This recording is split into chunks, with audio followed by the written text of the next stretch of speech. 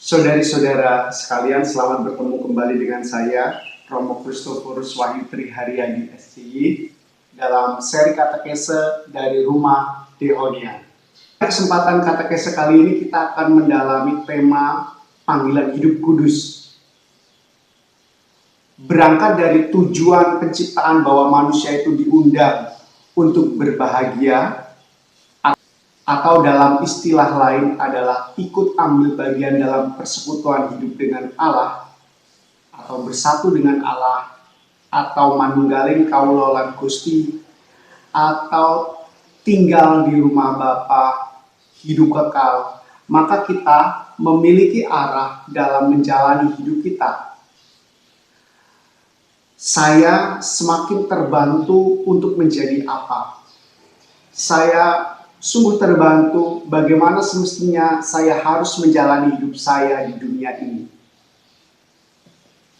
Sebagai ilustrasi, ketika saya tahu saya akan ke warung kopi Pak Warsito, maka saya sudah ngerti keluar dari rumah saya tidak perlu kendaraan, karena warungnya tidak jauh dari tempat saya tinggal. Dekat dari rumah saya hanya 5 menit. Juga keluar dari halaman rumah saya sudah tahu mesti belok ke kanan. Dan saya akan melewati beberapa gang di sana. Mengetahui tujuan kemana kita pergi akan sangat membantu kita untuk menjadi lebih fokus. Kita pun tidak akan menghabiskan waktu untuk tersesat dan bertanya sana-sini lagi. Nah, demikian juga tentang bagaimana kita orang beriman akan mencapai tujuan hidup kita. Tujuan itu membuat kita lebih berfokus pada semua usaha yang kita buat di dunia ini. Entah itu cara hidup kita, pekerjaan kita, relasi kita, atau keterlibatan kita dalam masyarakat, untuk semakin dekat kepada Allah, untuk hidup bagi Allah, dan semakin mencintai Allah. Kata semakin mencintai Allah itu sangat penting. Mengapa? Perlu kita catat bahwa tujuan dari seluruh kehidupan kita adalah kebahagiaan, atau kita nanti akan bersekutu tinggal bersama Bapa. Maka sangat penting bahwa dan kita tahu kunci supaya kita bisa hidup bersama dengan bahagia, dengan sukacita, dengan harmoni adalah cinta. Maka selama di muka bumi ini kita belajar untuk semakin mencintai Allah, supaya nanti pada saatnya kita tinggal bersama Dia, cinta kita sudah berkobar-kobar dan kita hidup dalam kebersamaan dengan saling mengasihi. Bukankah tidak mengenakan, bukan? Tinggal dengan orang lain tetapi di situ kasih kita sangat kecil atau bahkan tidak ada kasihnya sama sekali. Oleh gereja, semua usaha tadi dinamakan sebagai panggilan kekudusan. Semua orang beriman, dimanapun ia berada, dan apapun kondisi dan lingkungannya, sebenarnya mereka menginginkan setiap hari bertumbuh dalam kesucian. Gereja mengajarkan ini karena memang itulah panggilan kita, yakni untuk hidup kudus. Kesucian dalam Lumen Gentium 41 tadi sama artinya dengan kekudusan. Itulah undangan Tuhan kepada kita. Ia menghendaki agar kita menjadi kudus. Kuduslah kamu sebab aku, Tuhan Allahmu, kudus. Haruslah engkau hidup dengan tidak bercela di hadapan Tuhan. Kamu harus sempurna seperti Bapamu yang di surga sempurna adanya. Bagi orang beriman, semua jerih lelahnya semata-mata membawanya pada kekudusan, supaya hidupnya menjadi milik Allah. Tetapi jangan salah kaprah. Dalam suatu rekoleksi, saya bertanya kepada salah seorang peserta, seorang muda, apakah tujuan hidupmu? Lalu dia mengatakan, saya ingin menjadi seorang YouTuber yang sukses dan terkenal.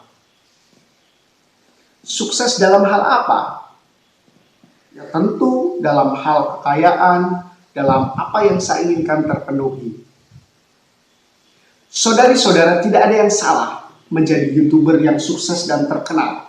Tetapi kita perlu menyampaikan bahwa menjadi YouTuber sukses dan terkenal bukan ending dari kehidupan kita. Itu adalah salah satu cara kita menapaki perjalanan untuk kudus. Ending dari YouTuber yang sukses dan terkenal tadi adalah apakah pada akhirnya aku berbahagia? Apakah pada akhirnya aku bisa masuk ke dalam rumah Bapa dan tinggal bersama Dia selama-lamanya? Dalam gereja Katolik, kita mengenal 3 bentuk untuk menjawab undangan Allah menghayati hidup kudus. Pertama, menghayati hidup sebagai yang tertahbis, seperti menjadi imam, diakon, uskup. Yang kedua, menghayati hidup sebagai seorang yang membaktikan diri dengan mengucapkan 3 kaul atau biarawan-biarawati. Kita mengenal suster, para pertapa, bruder, frater kekal. Dan yang ketiga adalah hidup dalam perkawinan. 3 bentuk tadi adalah sarana kita untuk mengusahakan kekudusan yang endingnya sama, yakni bersekutu dengan Allah di surga. Oleh Allah, setiap pribadi diberi kebebasan untuk memilih bagaimana ia memperjuangkan kekudusan itu. Kebebasan itu pula yang membuat tidak satupun dari kita, ingat, tidak satupun dari kita melalui jalan yang sama dalam mengarungi kekudusan. Sebagai gambaran, umat beriman yang memilih hidup perkawinan memiliki kebebasan untuk memilih caranya mencapai kekudusan.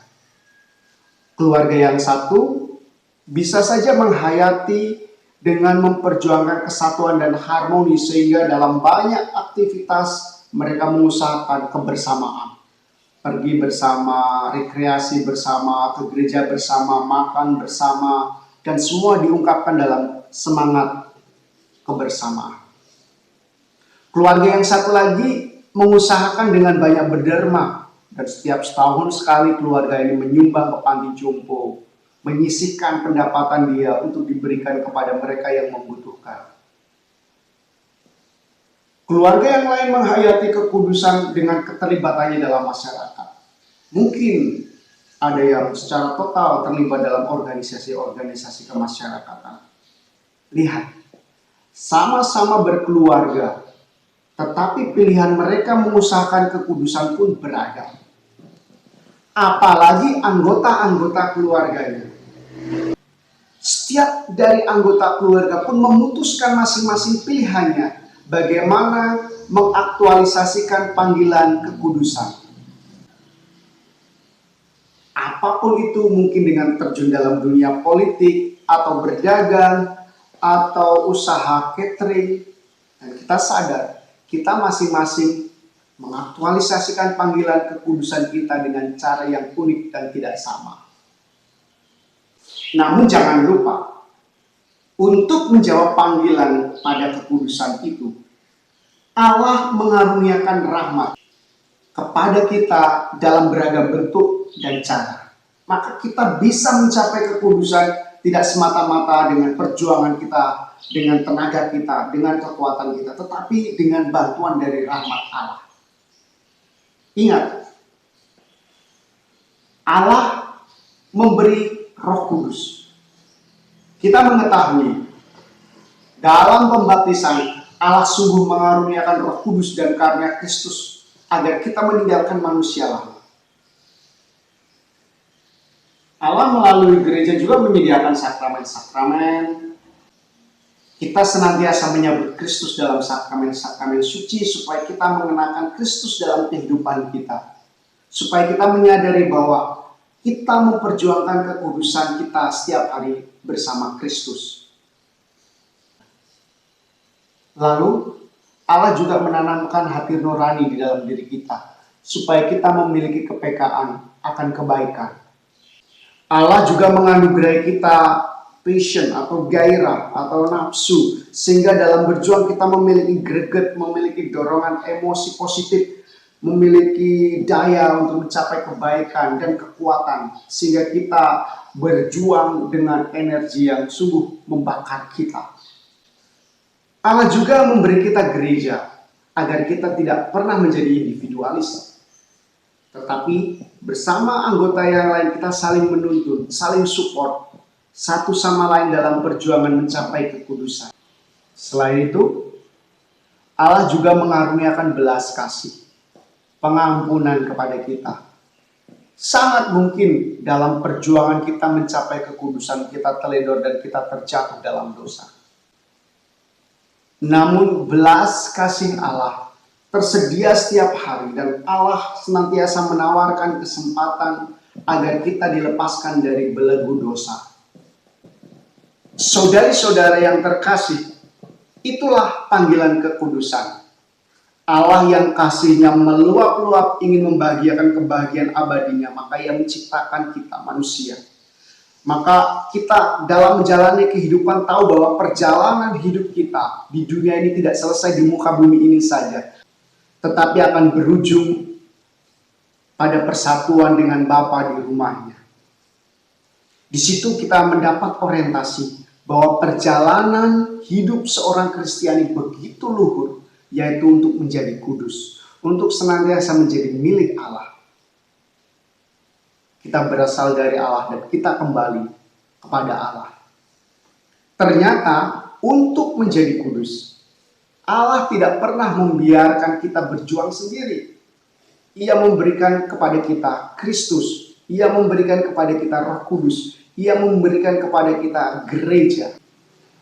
Maka saudari-saudara sekalian, kita bersyukur bahwa sebagai pengikut Kristus kita mengenal bagaimana inti dari seluruh perjuangan kita. Apa yang menjadi inti dari seluruh perjuangan kita? Yakni hidup kudus. Itulah panggilan kita di muka bumi ini. Semoga Anda diteguhkan dalam perjuangannya mencapai kekudusan. Terima kasih untuk perhatiannya, terima kasih untuk kesempatannya, kasih atas supportnya terhadap karya-karya kongregasi kami.